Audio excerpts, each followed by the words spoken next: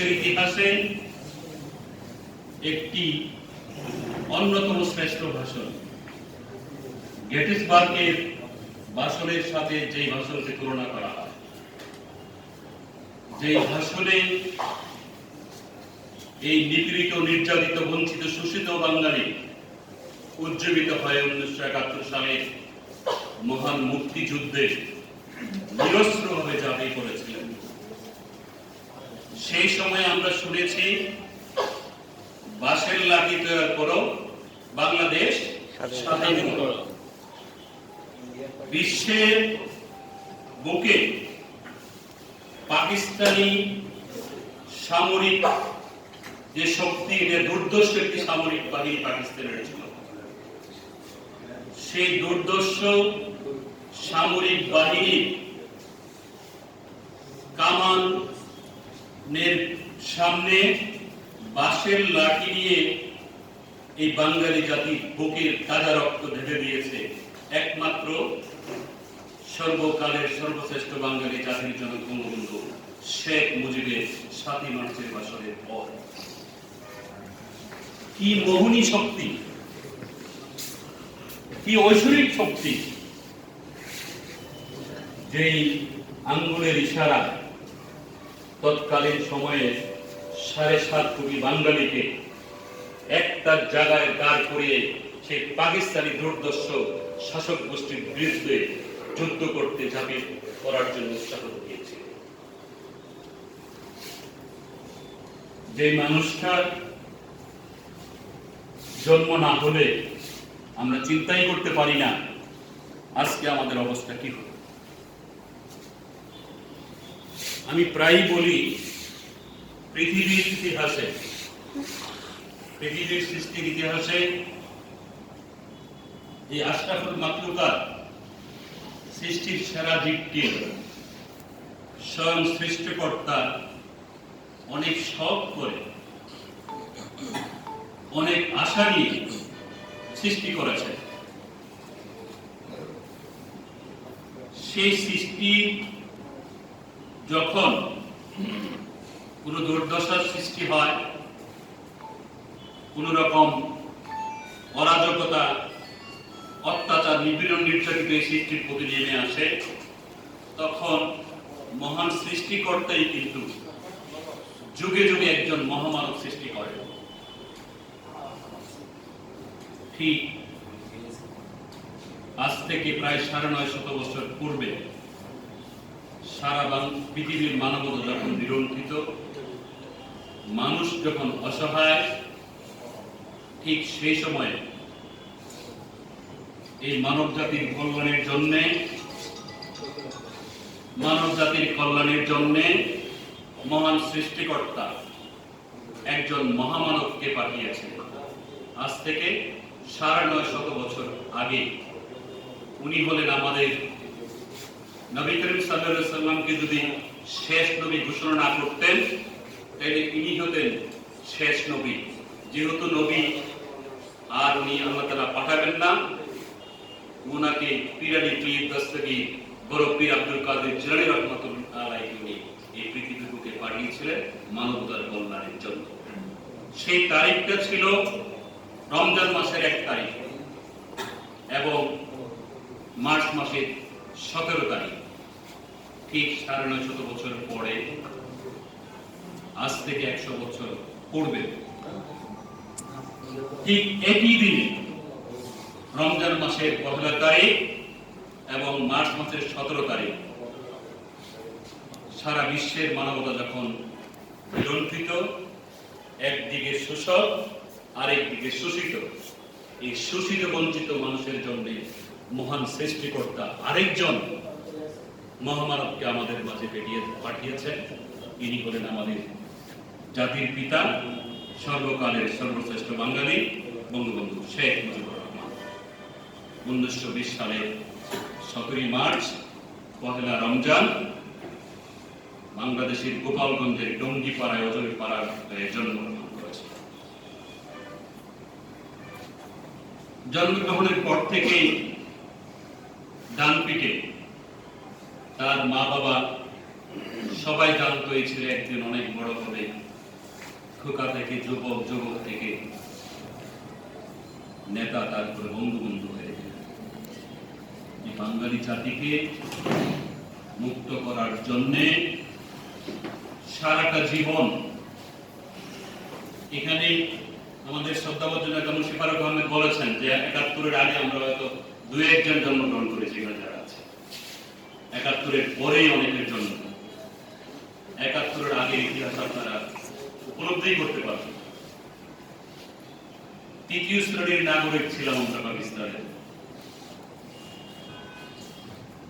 সারা বাঙ্গাল এরকম হিসাবে গালে দেওয়া। সেই বঞ্চিত শোষিত জাতিটাকে মুক্ত করার জন্যই স্বয়ং সৃষ্টিকর্তা আমাদের সর্বকালের সর্বশ্রেষ্ঠ বাঙালি জাতির পিতা বঙ্গবন্ধু শেখ মুজিবকে আমাদের মাধ্যমে করেছিলেন। দীর্ঘ ২৩ বছর ১৯৪৭-এর দেশ বিভাগের পর দীর্ঘ ২৩ বছর আন্দোলন সংগ্রাম, জেল জুলুম, অত্যাচার, নিপীড়ন, নির্যাতন সহ্য করে যে ব্যক্তিটা আমাদের স্বাধীনতার মূল মন্ত্রে দীক্ষিত করে ১৯৭১ সালের মহান মুক্তিযুদ্ধে ঝাঁপিয়ে পড়তে উদ্বুদ্ধ করেছেন, সেই জাতির পিতা বঙ্গবন্ধু শেখ মুজিবুর রহমান যখন স্বাধীন দেশে পা রাখার জন্য ১৯৭২ সালে ১০ই জানুয়ারি পাকিস্তানের কারাগার থেকে মুক্ত হয়ে লন্ডন হয়ে ভারত হয়ে বাংলাদেশে আসলেন। এবং এই বিধ্বস্ত বাংলাদেশে আপনারা তো ইতিমধ্যে অনেকে হয়তো নেটে দেখেন যেসব দেশে যুদ্ধ হচ্ছে, যেসব দেশে চাকরি দেওয়া হচ্ছে, সেই সব দেশের অবস্থাগুলো আপনাদের শুনতে অসুবিধা হচ্ছে? আমি বেশি দীর্ঘায়িত করবো না। আসলে ওই যে বলে না, দেখি স্বর্গে গেলেও বাড়া পাবে, যখন বক্তৃতা যদি দাঁড়ায় যায় না বললে ভালো লাগে, একটু বলে শেষ করে ফেলবো। বঙ্গবন্ধু আসলেন 10ই জানুয়ারি। 12 জানুয়ারি উনি দেশের শাসনভার গ্রহণ করলেন। করে টোটাল জাতির উদ্দেশ্যে বলেন, এই কথা বলো না, টোটাল জাতির উদ্দেশ্যে বললেন, এই যুদ্ধ বিধ্বস্ত জাতি সারা বাংলাদেশে কোথাও কিছু নেই। বঙ্গবন্ধুর একটা ভাষণে আমি শুনি, এখন প্রায় শোনা যায়, টাকা নাই, পয়সা নাই, চাল নাই, ডাল নাই, সম্পদ নাই, কিচ্ছু নাই, চাটুকারের দল সব দিয়ে গেছে, সব শেষ করে দিয়েছে। বঙ্গবন্ধু ভাষণে শোনা যাচ্ছে সেই বিধ্বস্ত দেশকে গঠন করার জন্য হত দরিদ্র দেশ, দরিদ্র দেশের থেকেও অনেক নিচে, সেই হত দরিদ্র দেশটাকে উনি 3.5 বছরে 72 সাল থেকে 75 সাল পর্যন্ত সারা দেশের ব্রিজ, কালভার্ট, রাস্তাঘাট ঠিকঠাক করে জাস্ট 3.5 বছরের মধ্যে উনি এই দেশটাকে দরিদ্র দেশে রূপান্তরিত করেছেন, হত দরিদ্র দেশ।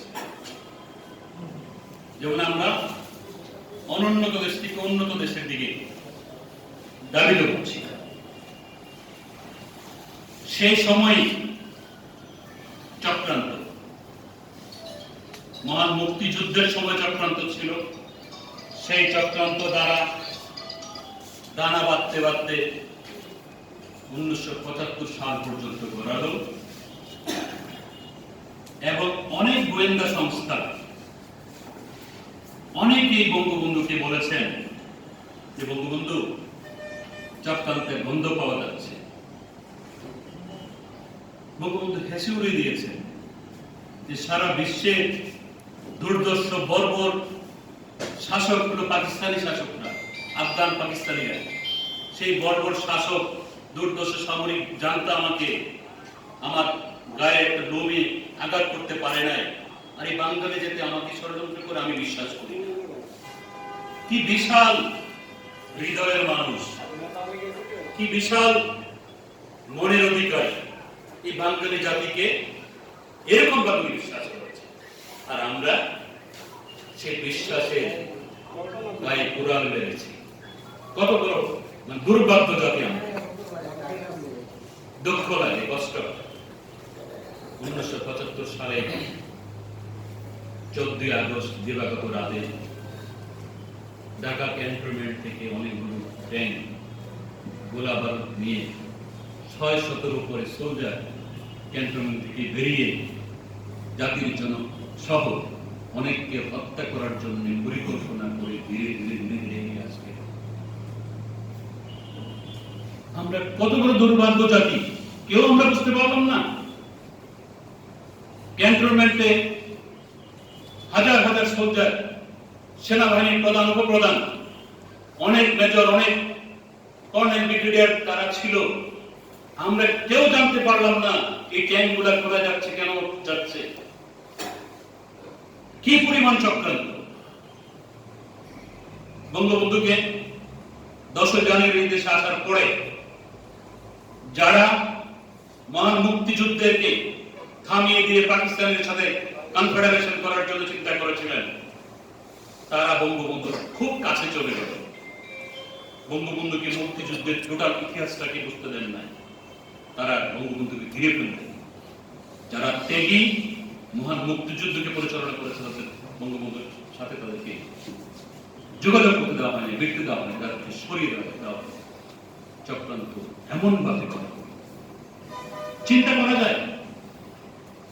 বঙ্গবন্ধু যেদিন মারা যাবেন সেদিন রাতের বেলা খন্দকার মুস্তাক হাঁসের মাংস পাক করে বঙ্গবন্ধুকে খেয়ে নিয়েছে। বঙ্গবন্ধু হাঁসের মাংস খুব পছন্দ করতেন।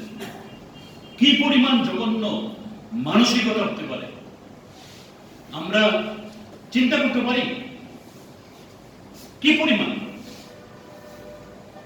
এখন আমার মনে হয় এই হাঁসের মাংস বঙ্গবন্ধুকে খাওয়ানোর জন্য না, জাস্ট বাসার পরিস্থিতিটাকে রেকি করার জন্য, বাসার পরিস্থিতিটাকে দেখার জন্য, বোঝার জন্য আমার মনে হয় সেই খন্দকার মুস্তাক সেখানে গিয়েছে।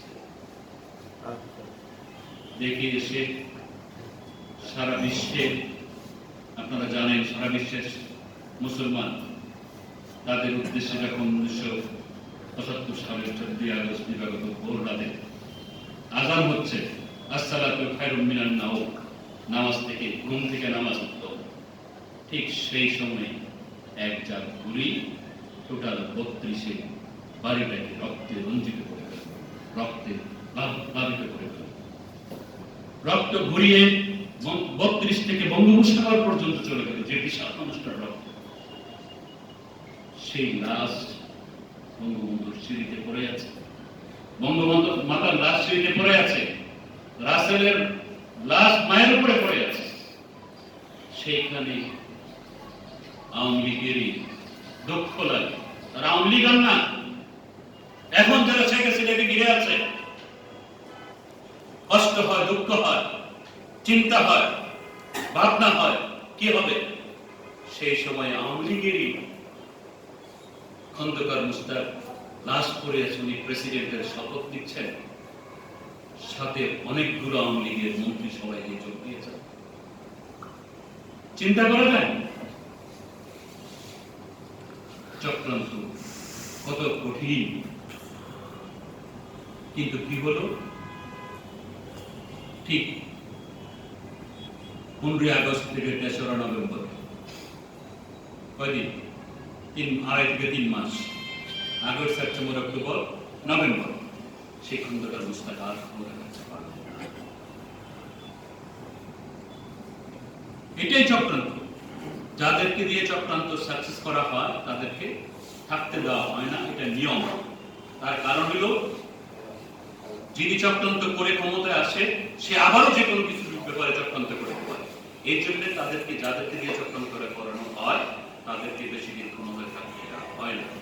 এটা যুগ যুগের ইতিহাস।